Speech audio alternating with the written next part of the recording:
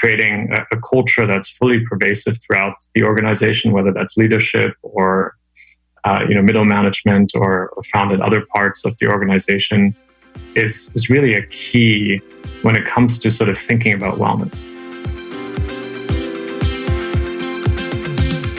Welcome to the Strategic Momentum Podcast, the show where we share tips, stories, and advice from progressive leaders on what it takes to break through that business inertia and propel you and your business forward. I'm your host, Connie Steele. Investment in corporate wellness continues to gain momentum as many companies acknowledge the importance of keeping their workforce healthy, happy, and ultimately more productive and engaged. But the implementation of these programs aren't necessarily translating into sustainable health outcomes. Our guest today has made it his mission to help companies create healthier and happier environments for their employees. And for him, it begins with nutrition.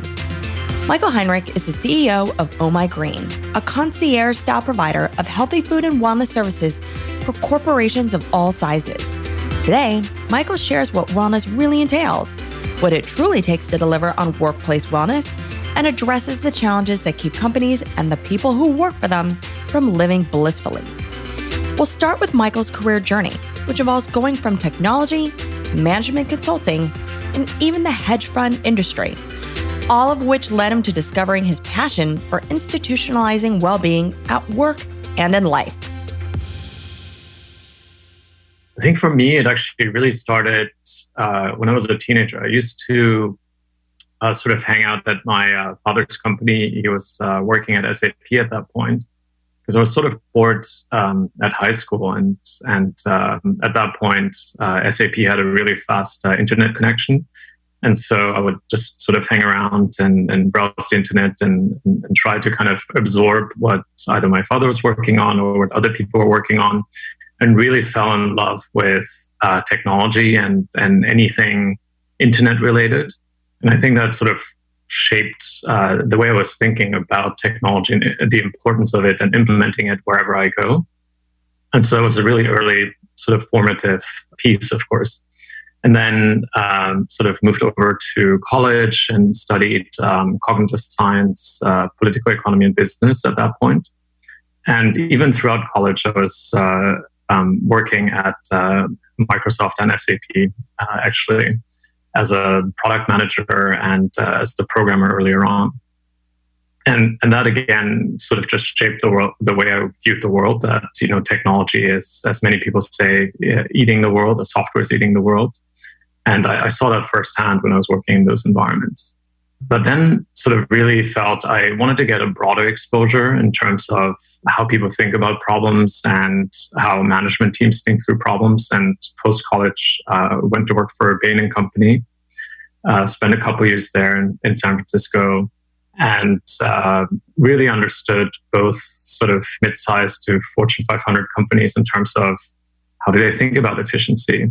One of our customers was Intel, for example, and I got an early taste of how supply chains work and how they were thinking about architecting and manufacturing sort of supply chain with very complex operating processes. Semiconductor manufacturing isn't exactly very easy to pull off, and it requires a lot of investment. So I just had a lot of fun diving into some of these types of topics. Then after a couple of years at Bain, I spent some time at Bridgewater Associates, which is a hedge fund in Westport, Connecticut. And there really got to appreciate, again, what it looks like to sort of operate a really big sort of system and machinery. I think at that point, Bridgewater was probably doing about 60 billion in trades on a daily basis. And just being able to see what it takes to operate that machinery, how portfolio construction works, how you think about sort of investing in ideas and so on was really formative. And the culture was also quite special in a way, as many might know already. And the other interesting thing that happened while I was at Bridgewater is I learned and was inspired by Ray Dalio, the founder. He's been a big proponent of meditation in the workplace, specifically transcendental meditation. And that's where I got sort of my first exposure of implementing a wellness practice into an office, so to speak. And I think that then later really shaped kind of how I viewed culture and how I wanted to implement wellness within cultures.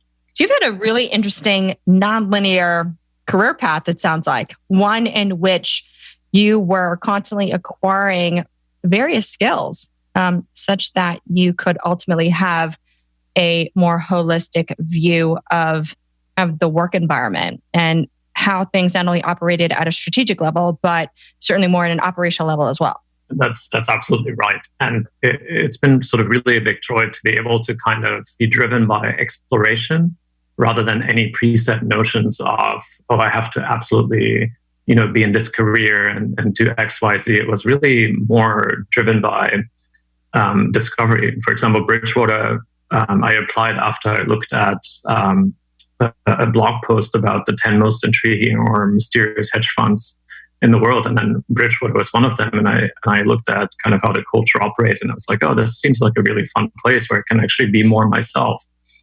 And so it was much more driven by that versus any sort of saying, okay, I have to be in this career path and this is what I have to do to get to X, Y, Z. So I feel really fortunate to have been able to do that. So, knowing that you have had this focus, I guess, in your career of finding a place where you could be yourself and pursuing sort of a path of discovery and almost, I would say, fulfillment potentially. How did that lead you to starting your own company? Yeah, that's a great question. And it came sort of from the realization that as I was waking up and going to work, that somehow something was lacking. And that sort of specific thing was really sort of deep fulfillment, where I felt that I was working on the things that I should be working on and the type of change that I wanted to see in society. And not to say that I didn't enjoy my experiences at, being in Bridgewater. I absolutely loved sort of the people and the problems I was exposed to. But there was just this deep-seated feeling of I should be working on something, and specifically social issues that I want to see changed. And then I didn't quite know what it was though yet. And so when leaving Bridgewater, I really went onto this journey of trying to figure out what that actually is. And what I ended up discovering is through sort of introspection and asking myself, well, what have I been complaining about? How did I grow up? That I realized that I was actually quite shaped by my grandma in Berlin, Germany, who really taught me sort of the importance not only of healthy eating, but really of preventative practices. So as a medical doctor, she would, for example, this is when I'm like 5 or 6 years old, cite a study about drinking soda and the negative impacts on the body. So that was just consistent conversation, with her, with the family. And I just believed so drilled into me that, preventative practices have to be part of daily life.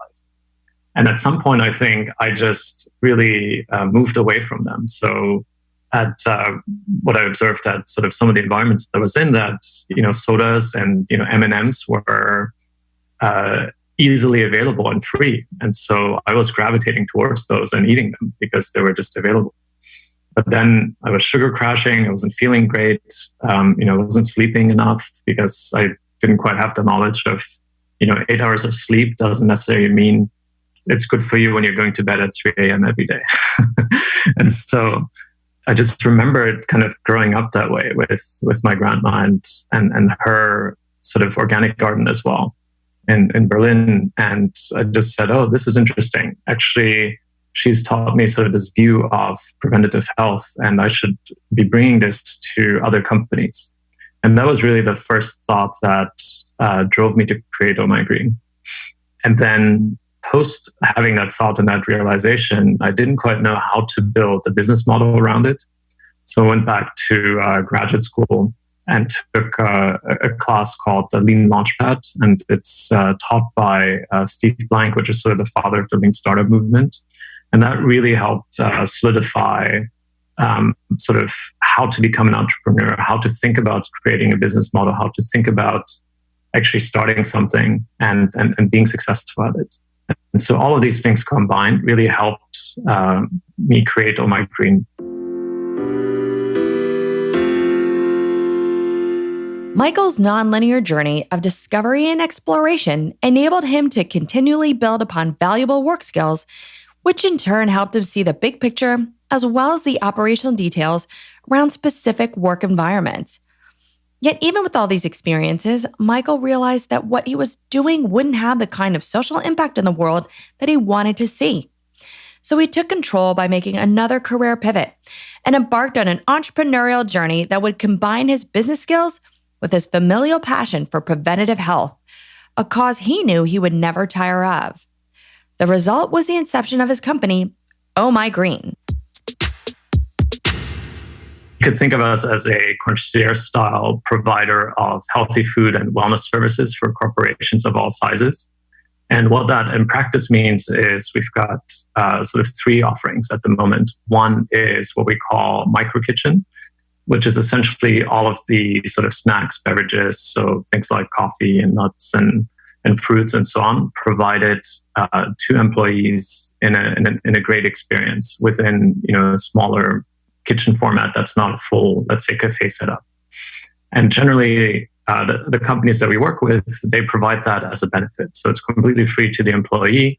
And we basically handle everything from start to finish, from figuring out what the products are, to delivering them, to then stocking them, and to then creating a great experience around the visual elements, the educational pieces, the engagement with the employees, and then consistently keeping that program sort of fresh and optimized as well.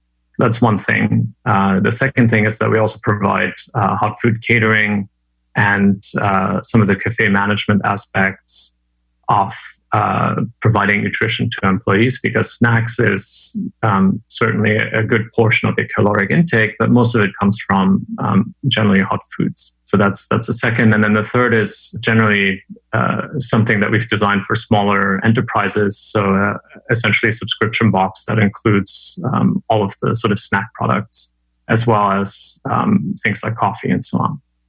So those are the three products that we deliver today. It really sounds like you've focused on thinking through what the right employee experience is from a nutrition perspective, regardless of potentially the different use cases they may run into. So whether you're in that office and there's snacks that are there, or that catering situation, or that other one you talked about with snack boxes, it's definitely a different way to think about delivering nutritious food from that end-to-end viewpoint. That's right. Yeah. For one of the things we realized is it has to be provided in a really great experiential package for people to want to adopt healthier wellness practices. And but one of the things that we consistently battle with too is certain people within an office, for example, might say, I absolutely need to have my soda, otherwise, I will die tomorrow. Something along those lines. And so what we try to do is to try to minimize the, how would I put it, sort of the consumption where you just see a soda and you feel like, I need to have it. And we try to use choice architecture where we place things very strategically. So something like a fruit basket that's really easily available everywhere within an office. And then things like unhealthy sodas that some people absolutely have to have. And, it's a consistent battle, but that people need to have in sort of the lower portions of refrigerators, and then hiding them through sort of an opaque sticker, for example, on the refrigerator. So we just make it hard for people to access those types of products. And things that are better for you, like teas or sort of mineral waters directly in your sight or at hand level, so that we sort of nudge you more versus push you into our belief system and what's actually better for you. That's really interesting. I almost take away that, with your background in product management and knowing that you need to understand the customer journey of the audience you're targeting and what that experience is, you've taken some of that same mentality and thinking about an employee's snacking journey and what are those things that can negatively inhibit their nutrition in an office because of the different scenarios they run into, which in turn then doesn't enable them to ultimately optimize their wellness. That's absolutely right. And there was a study by the CDC that was saying that a lot of the sort of free snacks that are provided at work generally are all empty calories. And so they only lead to sort of weight gain, they lead to sugar crashes. And so it's something that a lot of employers generally don't think about, but actually has a huge effect on employee productivity and wellness. And so we've basically just taken all the work and effort away from people that are implementing these programs and just making it super easy by having done all of the sort of research and analysis ahead of time. And as you said, kind of thought about the snacking journey. Even really early on when I was taking the Lean Launchpad class, we had to really understand what does a day in the life of your customer really look like? And how are you going to provide a better sort of solution than what they're currently doing? So it was very embedded in the early days of the company even to really understand that and build a great experience for companies. Oh My Green has grown to more than 200 employees across the country since its beginning in 2014. By focusing on delivering a great end-to-end experience through better food options in the workplace, the company has been able to put into practice their mission. And that's empowering companies to provide their people with healthier choices so that they can reach their full potential both at work and in their daily lives. While wellness was something he started paying attention to as a child, Michael's own journey to fully understand what it entails has shaped how he approaches implementing wellness practices for his clients and his own company. To some extent, I wish I would have learned a lot more about or had sort of these wellness practices that I now have significantly earlier in my life, even during college or beforehand.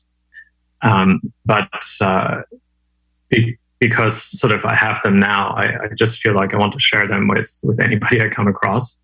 And the way I sort of define wellness is mind, body, and environment. And under mind, the way I think about it is there is sort of mental health, which consists of rest and kind of a stress-free sort of environment, as well as emotional health. Then under body, I think about basically nutrition as a key component. And that's what we've also at Oh My Green have focused on first, because sort of 50% of wellness really is nutrition. And then also sort of movement or physical activity is part of the body piece. And then environment finally has two components. One is the physical environment that you're setting up. Are you in a sick building, for example? There's this whole thing called sick building syndrome, where you have a lot of off-gassing of chemicals from walls and so on. Or are you in a building that really has clean air, good lighting, good, beautiful design that's conducive for wellness? And then the other part of environment too is the actual sort of culture of a company. Are you inspired by the leadership? Are you just satisfied with your work, or do you feel a real deep connection to the mission of the company?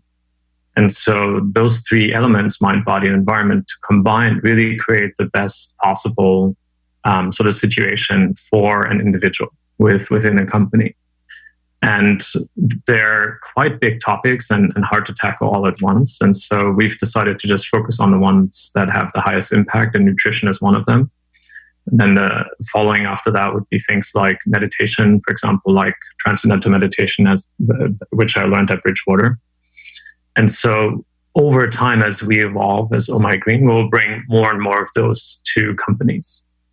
But really, as we sort of start implementing them into companies, we also have to educate the leadership over time, because there's a way of implementing wellness where it's sort of like, okay, well, we have a yearly screening program. You need to get screened, and if you don't, you lose your benefits. Something along those lines, where it's very much of a push model, and it takes all the joy of kind of embracing wellness out of it. And what we found is that people love to be sort of more nudged into wellness, where it becomes a choice for them, where it's much more of a, I can participate in a culture of wellness versus a, push model. And that's one sort of particular thing that we'll work on over time is right now, a lot of the companies that we work with, they fundamentally understand that nutrition is really key. But as we go to other companies that don't fully understand that wellness is sort of foundational for productivity, for creating a great culture within a company, there's some education that we'll have to do as well in terms of implementing good wellness practices within companies. So it sounds like many have a pretty narrow definition around what wellness means versus what you had indicated, which is sort of this three-pronged view of really what wellness should encapsulate. Knowing, the corporate wellness industry is one that has exploded throughout the years, why do you think there is this focus on wellness now? Because certainly, say 10 years ago, it really wasn't something that was emphasized more broadly. But if you look at society today, everyone with their Fitbit or, looking at healthier organic options, whether it is, kind of shifting how fast, fresh, healthy food is provided, or even option in the store. Where do you think that's being driven, and is it possibly driven by this generation of millennials? That's a really great question. I do think there's wellness in every generation, but I think particularly in the millennial generation, health is really seen less as an absence of disease, but more as an active daily pursuit. And I think there was actually a whole Goldman Sachs study on this, on sort of the millennial generation, and they particularly called out wellness as one of those things that are just fundamentally different about how the generation operates. And so while I think wellness practices have been around for millennia and generations, and if you look at even sort of Asian health systems like Ayurveda or Chinese medicine, it's certainly been sort of in the ethos of past generations. But somehow I think we've, over the last maybe 100 years, just lost that connection between what we believe is sort of good for our bodies and what actually is good for our bodies. So industrialized food, for example, was seen as a boon to health, like packaged food.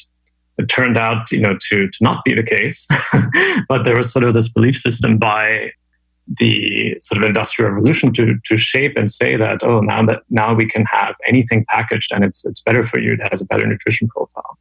And so there was some confusion of what is natural and good for you versus what actually is over time. And I think millennials today basically see what has happened to past generations. What are some of the diseases that we're battling with? Stress and sort of heart attacks and diabetes and so on, and probably not wanting that to be the outcome 40, 50 years from now for themselves. And so it's much more about really living and enjoying happiness at all stages throughout life. And I think that's probably driving a lot of what we're seeing from an explosion of wellness. So I'd say that's one element. The second element I would also say is that technology is really enabling one to have a digitized self and really understand much more about what is actually happening to my body. I can use my FitnessPal to count calories. I can look at my Fitbit to see how active I am. So I'm getting more data about myself, so I can make sort of smarter decisions as well. So I think that trend is sort of underscoring that as well. Technology, historical data, and access to information has certainly played a huge role in changing public discourse surrounding what is and isn't good for you. But though millennials have brought greater awareness about wellness practices to the modern workforce, there's still a great portion of the working population that is behind on adopting those habits that can support a healthier overall lifestyle. In fact, the behavior and mentality seems to be more reactive versus proactive in terms of managing one's health and wellness. So what other misconceptions are out there? What's creating this inertia when it comes to adopting healthier practices in the office and in life? I'll start by just saying that we have a lot to do and we have a lot of work ahead of us as a wellness industry. So if you look at the statistics, it's just not very pretty. For example, there's a Stanford professor called Jeffrey Pfeffer that wrote a book called Dying for a Paycheck, where he basically says that the workplace is the 5th leading cause of death in the United States. So that's not a great statistic. The other one that I've looked at is that chronic disease has increased by 25% in working age adults.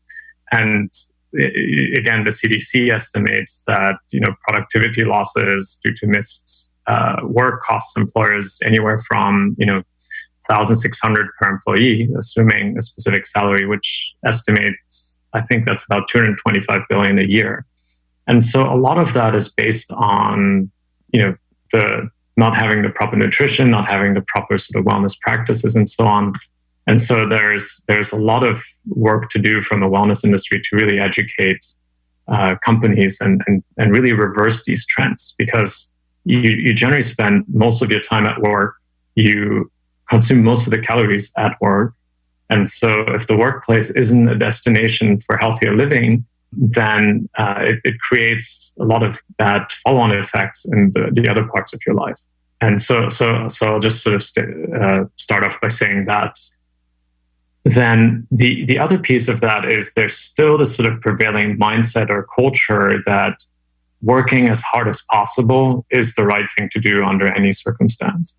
And really, I feel from what I've seen is that the body is really treated as a machine. Just do whatever it takes to drive results. It doesn't matter if you don't have the right social relationships. Just work hard, play hard type of ethos, and rest is totally ignored. That's something I think that is sort of a misconception.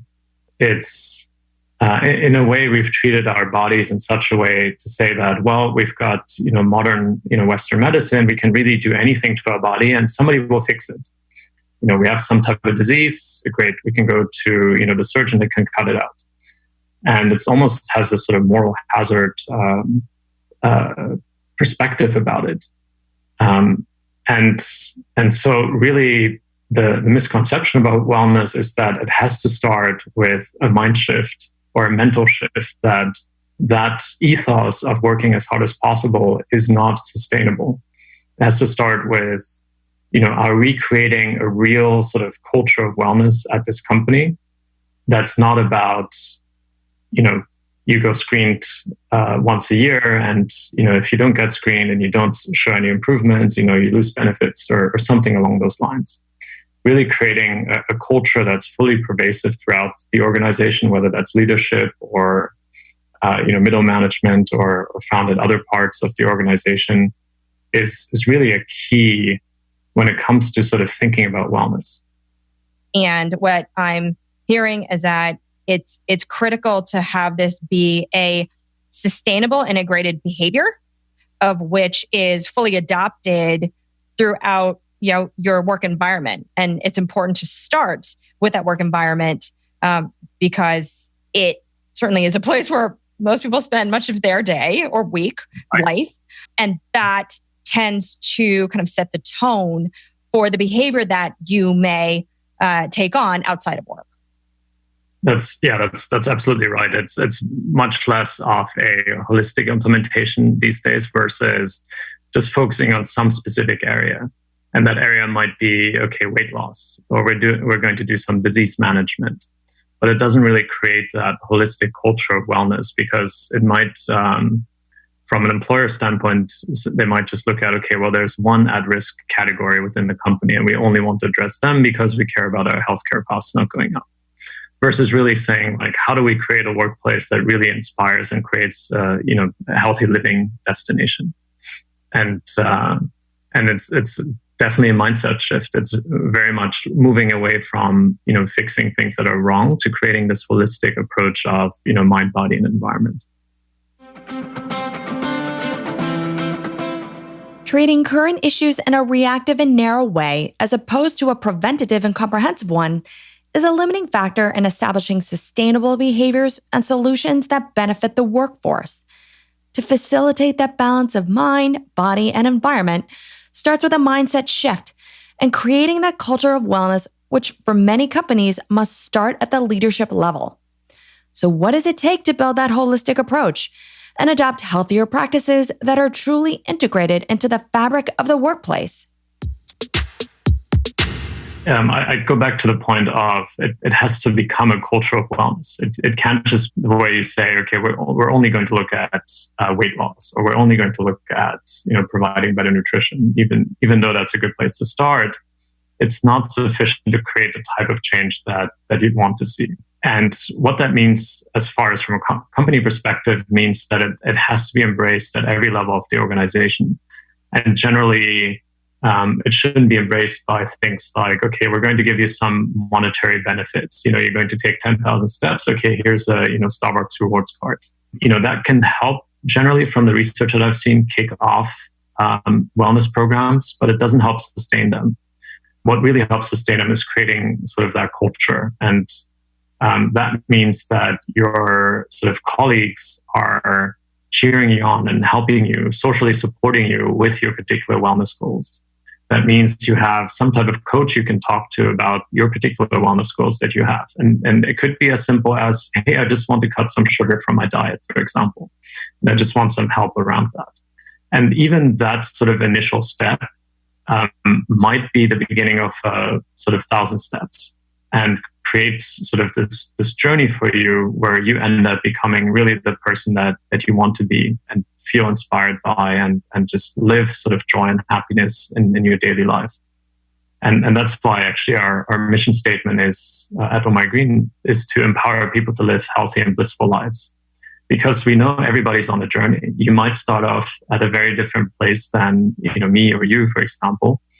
But the end destination should be the same. We want to encourage people to find health and bliss in their lives. And it might be very different for you than for me. For me, it might be, doing Shaolin Kung Fu 3 times a week and, meditating at least an hour twice a day.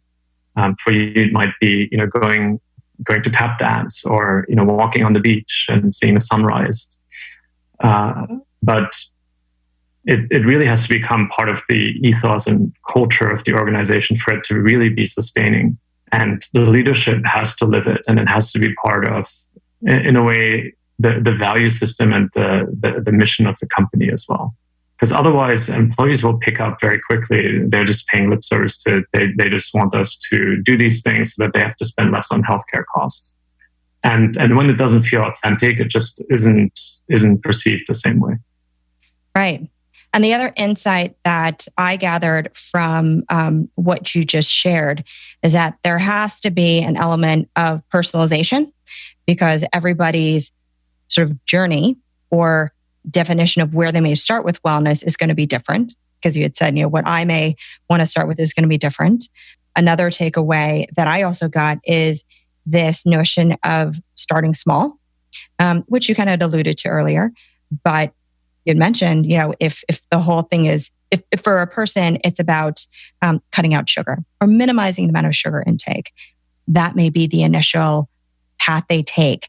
But then it becomes a repeatable path, such that, like agile development, right? You're starting small, you're building, you're learning, you're testing and learning as you go. It becomes a habit. You still have the same goal in mind, but where you may start may shift and turn, but it's all leading to sort of that right intention.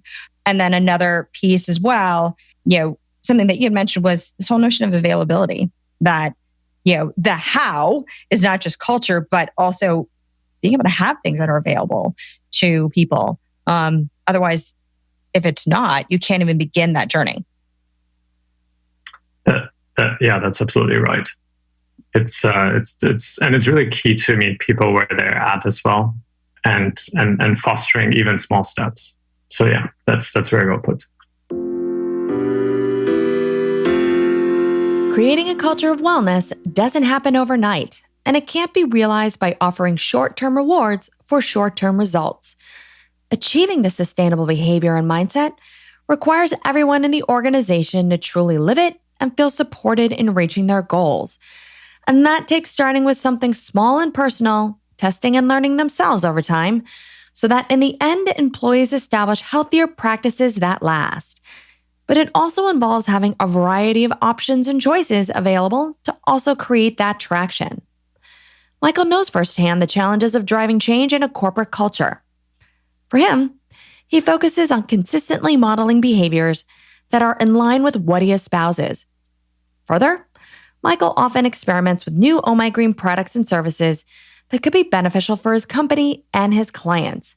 Here's how he does it. One of the things that we're sort of looking at is to offer benefits that are, or a total rewards package that's totally in line with sort of our philosophy around wellness. And so one of those things that we're starting to implement is something called twice a day quiet time, where you essentially have 20 minutes twice a day during work hours, where you can choose to either be completely quiet and reflective, or to do meditation, or to study something that's of importance to you. But it's really up to you to use sort of that time. And what you'll see me doing during those periods is to basically be meditating and in an open environment, so a lot of people can see what I'm doing. And so that's been really key, sort of modeling those behaviors consistently, and then consistently emphasizing communicating them, whether it's at all hands, whether it's at leadership meetings, whether it's part of how people are sort of evaluated within the company. It really has to be sort of pervasive. And that's how we've been able to sustain it at Oh My Green, even though we've gone through periods where there was really fast growth and we've added a lot of sort of headcount and so on. Just having that emphasis and that continued importance of those practices has really helped us. And in a way, a lot of conversations, whether it's at the board level or at the all hands level, at the leadership level, also emphasizing the purpose and the mission of the company, that we actually stand for this. And so if you are not sort of practicing wellness in your day-to-day life, it's important that you start doing so, and whatever that means for you initially, because it's just part of being at the company. Because this sort of belief system that I have is that if you join On My Green, you should become the best version of yourself as well. And so we, together with our new chief people officer, and internally we actually call him the chief of human evolution. And this is sort of another thing that I value, is kind of developing our own language, our own ethos and culture within On My Green. Because human resources to me always sounded like, you're burning down the resource, versus you're really uplifting everybody that's coming through the company. And so I just changed the sort of language around that. But we're working on really developing this sort of total rewards package that includes things like twice a day quiet time, free food for employees that's healthy, quarterly meditation retreats, sponsorship of other mind, body, environment activities, great sort of design of the office space, lots of plants around, and so on. So we're thinking through that from a, again, holistic perspective, and then experimenting ourselves really before we actually bring it to our customers.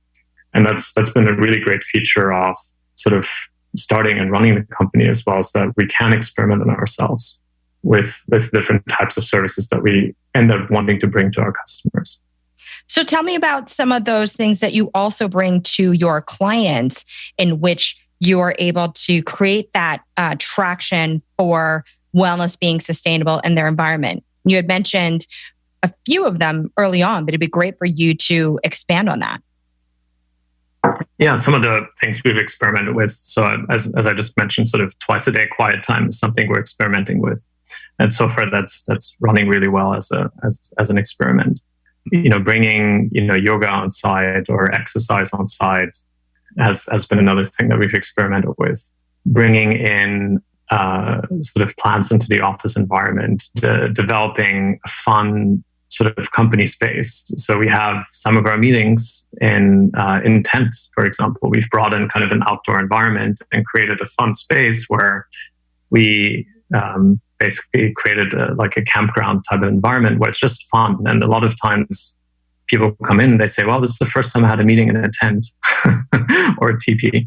And so it just creates, a different working environment where you're like, okay, we don't take ourselves too seriously. Like, we're here to really expand on our wellness mission. And the workplace needs to reflect that. And so your clients get exposed to that too, then, because you're testing and learning on yourselves, you're then employing that in their environment, but maybe some of them get to even experience what some of these experiments are like prior to it kind of being launched, sounds like. Yes, exactly. And we do that consistently as well. We bring some of our customers into our office to sort of experience some of these things as well.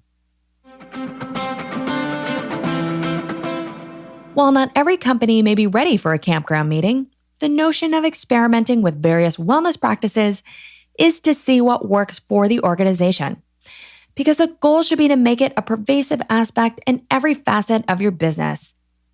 Michael and Oh My Green are still just beginning as they continue to rapidly grow and gain momentum in expanding on their wellness mission. So to close, I asked him to share his perspective on how career success has evolved for himself, as well as some parting words of wisdom. How has your definition of what career success evolved from when you started in the workforce to now?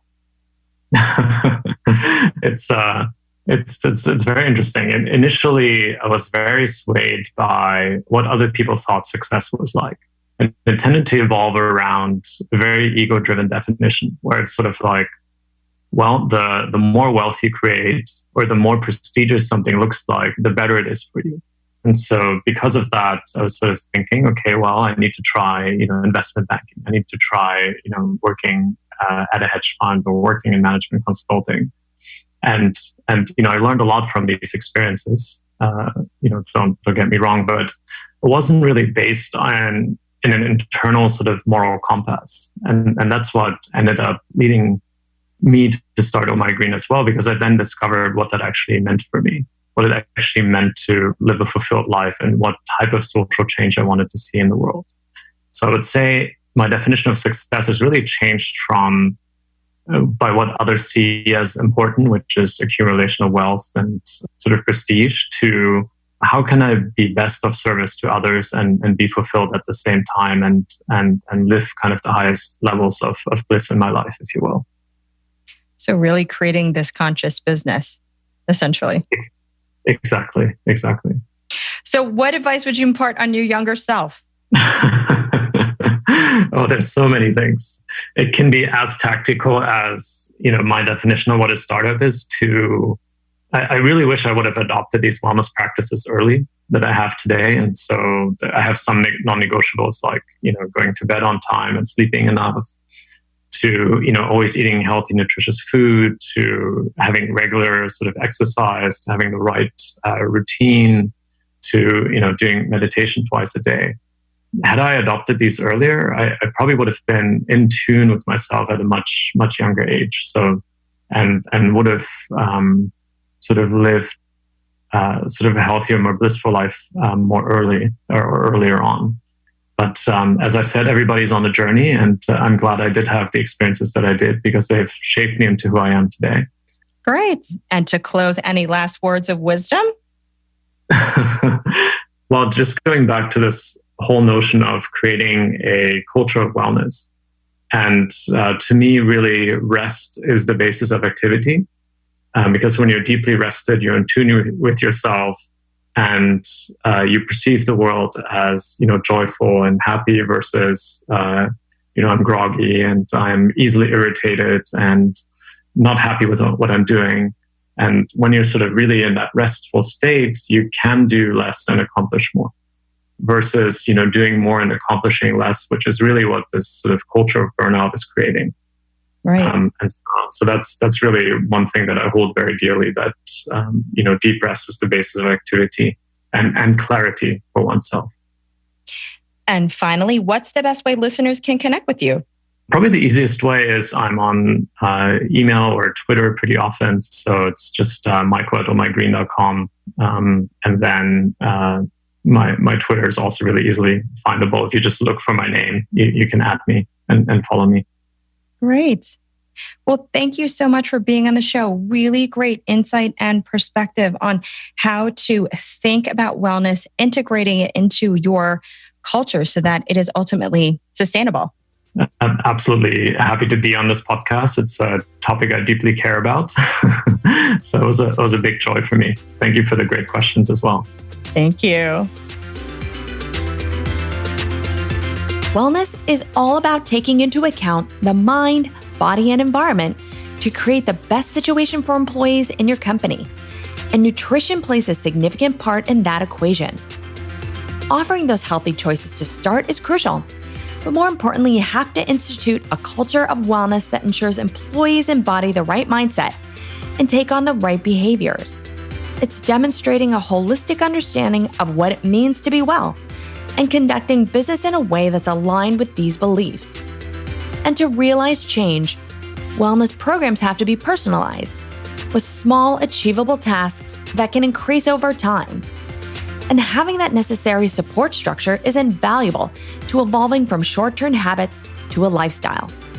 So in the end, everyone shifts from being reactive to proactive so they can lead a healthier, more blissful life. Thanks for listening to the Strategic Momentum Podcast. You can connect with Michael by sending him an email at michael@ohmygreen. That's michael@ohmygreen.com, or on Twitter at @mheinrich, that's M as in Michael, HEINRICH. To get show notes, links, and more tips and advice from this episode, you can visit us at flywheelassociates.com/podcast. If you've liked what you heard, please share our episode with Michael with at least one person you think could benefit from integrating wellness in the workplace. And please subscribe to the show on Apple Podcasts, Stitcher Radio, Spotify, or wherever you get your podcasts. I'm Connie Steele, and you've been listening to the Strategic Momentum Podcast.